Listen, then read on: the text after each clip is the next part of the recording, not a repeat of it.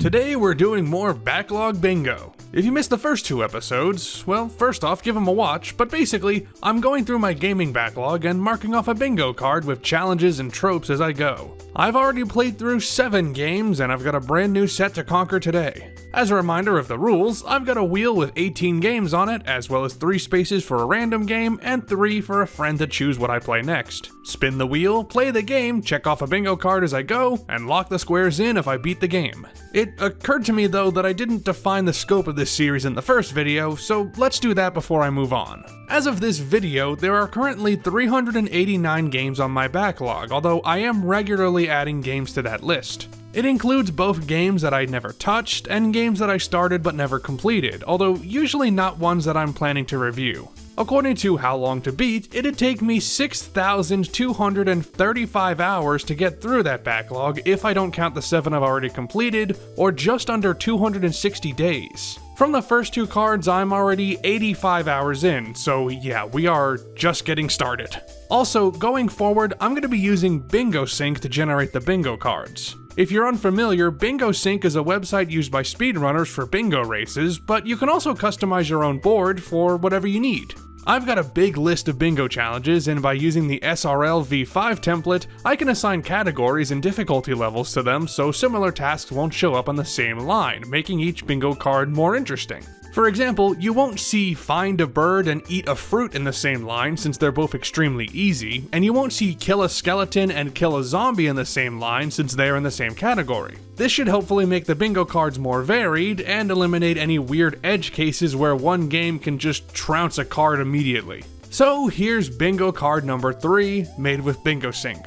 Unfortunately, I don't think there's a way to set a specific center square natively in BingoSync if I'm doing it this way, so beat a game is no longer a free space. But you'll notice that beat 10 games is on this card, which is only going to get filled if I get really unlucky. Making a prediction before I play anything, I think column 2 will be the easiest to fill in, but the bottom up diagonal might also work, though I am apprehensive about that bottle square in the middle. Last thing before we begin, this channel hit 1,000 subscribers recently, so I'm letting you, yes you the viewer, decide what I'm playing for an upcoming Backlog Bingo special. I've shortlisted 30 games that aren't on the wheel right now, and you can vote on what you want to see me play. You've got until December 31st to make your choice known, so check out the Google Forms in the description or pinned comment.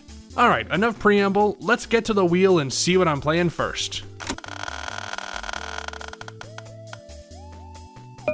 Halo Combat Evolved. Specifically the Anniversary Edition via the Master Chief Collection, because while I have the original Xbox version on disc, it's not backwards compatible with the Series X, and my Xbox 360 unfortunately red-ringed last year, so that wasn't an option. I gave Halo a shot a couple of years ago, but didn't really get into it, only making it to partially through the second mission before I got bored, and going even further back, I did at one point try to play the PC version at an internet cafe back when those were still a thing in the States, but we couldn't get the thing running. So this is my chance to finally give Halo a fair shake, and it's good. Honestly, the first Halo is incredibly quaint nowadays. It's still enjoyable, and the controls and shooting gameplay hold up well, but it's not exactly exciting anymore, you know?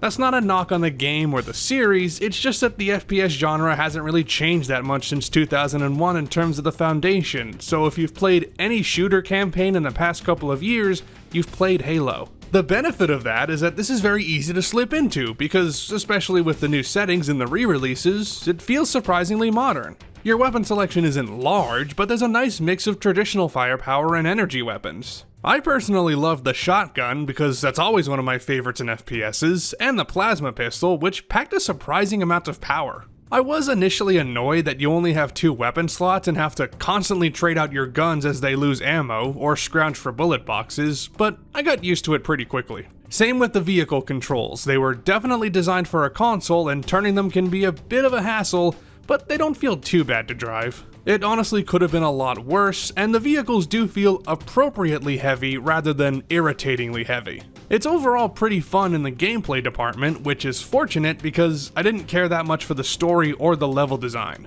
Halo's plot is very simple, with tropes you see in every military sci-fi game, although to be fair, the game is almost 25 years old, so it was fresher at one point in time.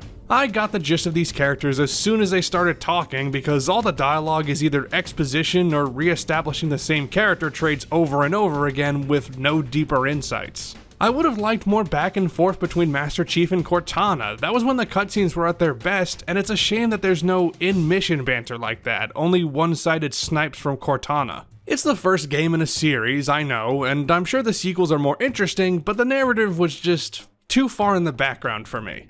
Not that I have a problem with stripped-down narratives, Half-Life does the same thing, and that game's one of my favorites. But Halo tries to have its cake and eat it too.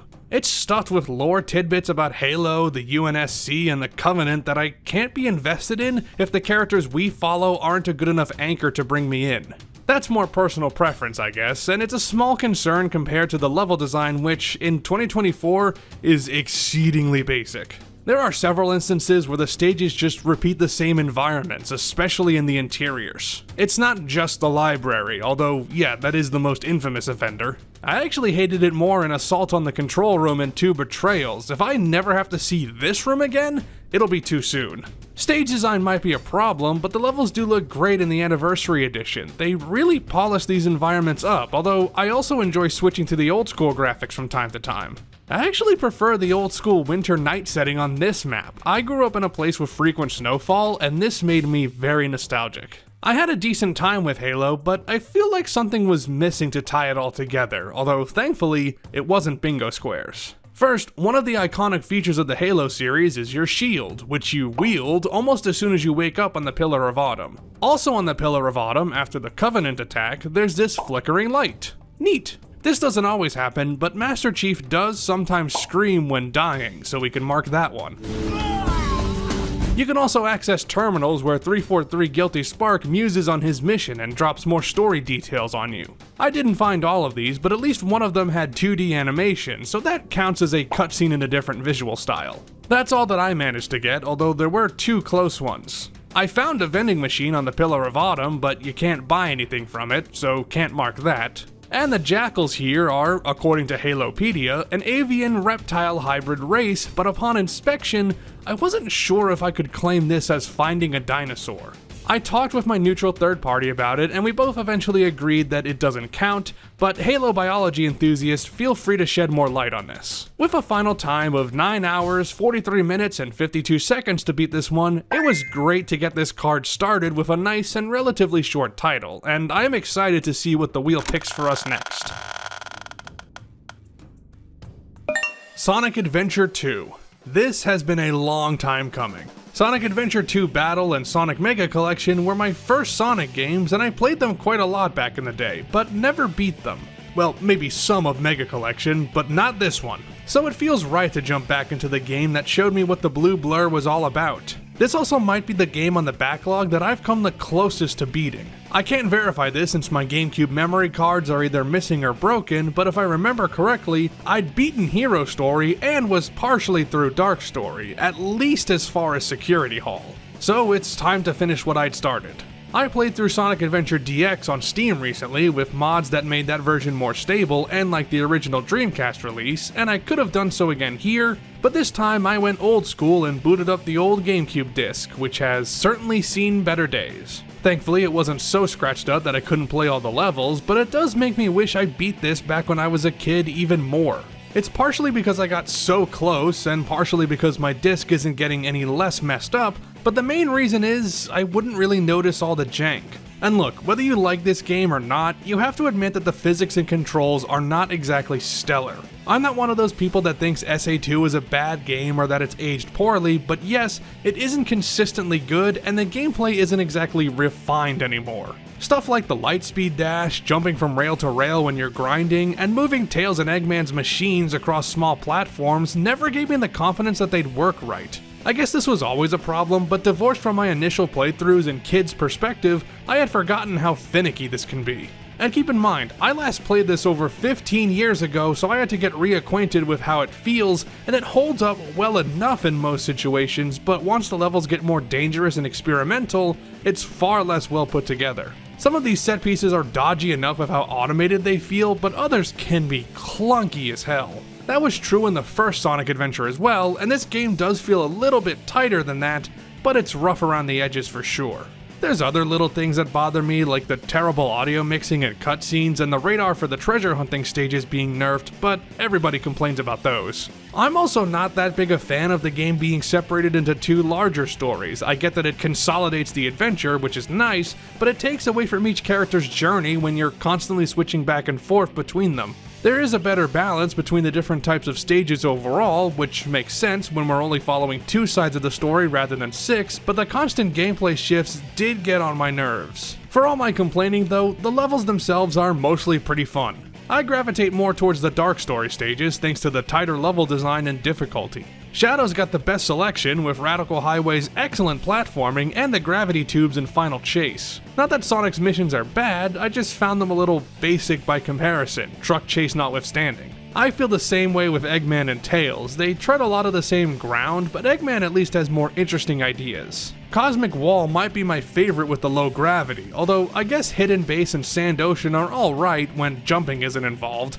Damn quicksand. As for treasure hunting, I like Dry Lagoon and Pumpkin Hill, and my luck with Security Hall was amazing this time, but Aquatic Mine's water sections are irritating, Meteor Herd and Mad Space are way too big, and everything else is just kinda sleepy. But when the levels get it right, this game is just as good as I remember from childhood, so I am still glad that I finally checked this one off the list. Onto the bingo board, and right off the bat, 5 of the 6 playable characters are animals, so we can check off non-human playable character. Speaking of animals, you can find some for your chow in the stages, and lo and behold, I found a rabbit this way. Next, Tails flies the tornado as a plane, there's a train in Pumpkin Hill, and I see automobiles all over the place in City Escape in the driving stages, so that's a plane, train, and automobile trifecta. Finally, it's a bit unconventional, but I think the Unidasu counts as an enemy with floating limbs. It might just be a core with floating spiked balls around it, but it's a sentient being, so I'd say that's enough. There were some other squares that came close, but weren't eligible for one reason or another. While I have no doubt that Sonic runs faster than 88 miles per hour, I'm not filling it in unless I can actually verify the speed with an in-game speedometer. I'm not basing it on a guess. Also, I've personally never liked the Chow Garden, so any squares that it could fill won't count here. I realize it's a large part of the game, but I mean, I never even hatched the 2 eggs that I started with. That's how little I wanted to do this part. And finally, the Bio Lizard also does not count as a dinosaur. It looks more like one than the jackals, but nah, it isn't quite there. Plus, it is specifically based off of salamanders, which isn't exactly close to dinos. Or even lizards, actually. This game took me 7 hours, 9 minutes, and 12 seconds to beat all 3 stories, and with some solid lines developing on this card, I feel pretty good about this one. And hey, look at that, I hit 100 hours off my backlog. That's pretty cool. But let's see what the next game has in store for us before we jump to any conclusions. Myst 3 Exile. Quick note, I won't talk about any specific puzzles, but if this is on your backlog and you want to avoid any footage to avoid potential spoilers, this video has timecodes in the description so you can skip ahead. Anyway, I grew up around the turn of the millennium, so of course my parents had copies of Myst and Riven for our PC. I never got around to trying them until years later, and by then, none of the computers we had would run the games. Now the series is widely available, and they run well on modern machines, so I was able to see what I'd been missing. And for how dated this adventure genre is, and how old school the graphics are, the worlds and stories are just as enchanting as I'm sure they were to PC gamers experiencing them for the first time back in the 90s. My Myst catch-up journey so far has extended to Myst, Real Myst Masterpiece Edition, the 2021 Myst Remake, and the original Riven, but not its remake so far as I don't currently own it. That means that Myst 3 Exile was next on the chopping block, and what an interesting one it is. You can tell in a lot of ways that this is being handled by someone other than Cyan, even if they were consulting, but I think Presto Studios did a solid job capturing the magic that made Myst and Riven so investing. While the story is more standalone, the recontextualization of worlds that Atreus wrote to help his sons learn as part of a revenge plot against him and his family is a really excellent twist on things that hits home the scope of the damage that Atreus' sons have wrought. And it's captured perfectly thanks to occasional monologues from the excellent Brad Dourif as the tragic villain Saavedro, who's the perfect ribbon to tie this narrative together. They took everything I had. My wife! My 2 baby girls!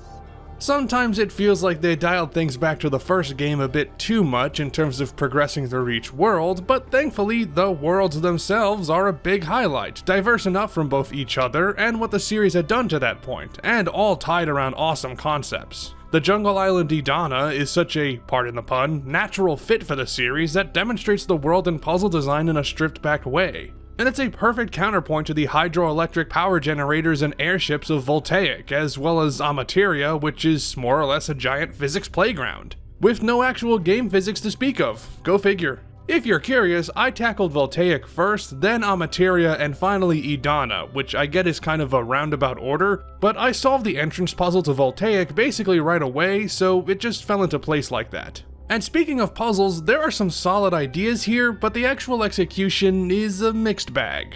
With the panoramic camera letting you view every single angle at each node, you'd think it'd be easy to find out where to go next, even with how much Myst loves its hidden hallways and doors. And that's sometimes true, but a lot of the places you can go don't give you nearly enough context that you can walk there. I'm actually kinda glad I went to Idana last, because if I went there first, I probably would have despised it for how much the pathways twist and turn. While the actual puzzle mechanics are fun and tie into the environment nicely, which you need in a Myst game, I unfortunately intuited a lot of stuff a bit too quickly for my liking. Sometimes it works out really well. There's a puzzle in Idana that I thought I had inputted wrong, so I trigger it so it can reset, and lo and behold, I did have it set correctly, and in a way that made me feel pretty damn clever. I guess if you like the style of Myst and Riven but found them too challenging, this is the perfect one for you. I'm just glad that I barely had to look up any hints for these puzzles. I did have to look stuff up to find my way around occasionally. I didn't exactly clock this ladder at first, for instance, but that was usually an exception. And thankfully, it didn't break my immersion for long because the sense of awe and wonder was always there in Myst 3, keeping me eager to see what was next. So much so that I went back to resolve a puzzle in Amateria just to watch a cutscene I accidentally skipped. They animated a 2.5-minute roller coaster scene, and I'll be damned if I miss out on that. And yeah, this part is amazing. As far as the bingo card goes though, the only square I marked down for this game was Trapdoor. Specifically, these trapdoors in Amateria that let you ascend to the center control room. It's a more unique example where you're undoing a trapdoor to safely walk across a pathway, but these are trapdoors all the same. That's it though, Myst isn't an action game and it doesn't have any inventory puzzles, so it's kind of limited on this front. But after 6 hours, 1 minute and 16 seconds, Myst 3 was off my backlog with a single square, and it is in a decent position. And the game was still very enjoyable, so I'll take it. That's where we're gonna leave it for now. This card is definitely more difficult than the previous two, so it'll take a little more time to get a bingo. Bit of a spoiler, I've already played 3 more games for this card and it's still not done. Depending on how unlucky I get, I'll hopefully have another episode out in December where we'll finish this board, but for now, if you like this video and want to see more, you should click that big ol' button that says subscribe. And if you need to catch up on the previous 2 backlog videos, check out the Backlog Bingo playlist. See you next time!